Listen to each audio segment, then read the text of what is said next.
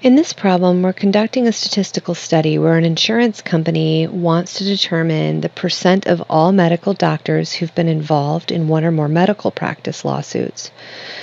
They select 500 doctors at random from a professional directory, and they determine that the number in the sample who've been involved in a malpractice lawsuit is 160 out of the 500 doctors that they sampled. So that's 32% of the doctors that they sampled. So in this problem, we're going to work with some vocabulary terms to identify the meanings. So first we're asked to describe the population. Recall in the book that the population is described as the entire collection of persons, things, or objects under study. In this problem, they said that they're interested in understanding the percent of all medical doctors who have this trait.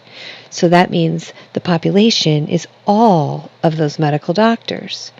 Remember, when you're asked to describe a population, a good way to always start your sentence is to start with saying the set of all, and then complete that sentence. All of them is the key. Next, it asks us to describe the sample. Recall that a sample is a subset of the larger population that we're interested in understanding something about. It's a subset of the larger population. So in this problem, we're interested in understanding something about all the doctors.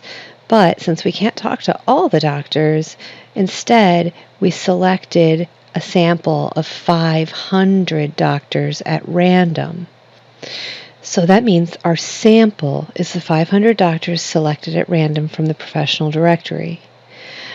Remember that observational units is really an equivalent term for sample. So if you had been asked to describe what the observational units are, or if you'd been asked to describe what the sample is, really the answer is the same. The sample is the 500 doctors that they selected at random, the observational units as the 500 doctors that they selected at random. Next, they ask us to describe the parameter of interest.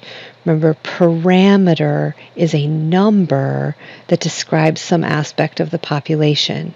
In the textbook, it's described as a numerical value that states something about the entire population. Remember that the parameter is generally unknown because it's usually extremely unlikely that we can actually gather the entire population together in order to identify the value of the parameter. Instead, we collect a sample. But we're still interested in the value of the parameter.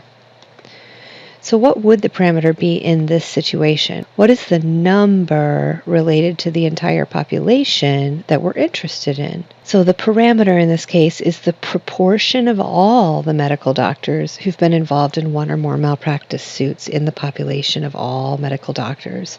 Remember, it's an unknown proportion, and they're just trying to understand it. So we're interested in the percentage of all medical doctors who've been involved in one or more malpractice suits. Whatever that value is, whatever that percentage is, that's the parameter.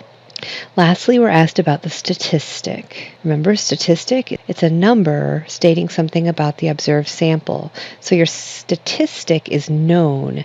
It's an observed value that you'll get from the sample that you collected from the population. So what is the known number that we got from this sample of doctors? The answer is that the statistic is the proportion of the 500 medical doctors in our sample who've been involved in one or more malpractice suits. The statistic is that percentage of the 500 doctors who have been involved in a malpractice suit.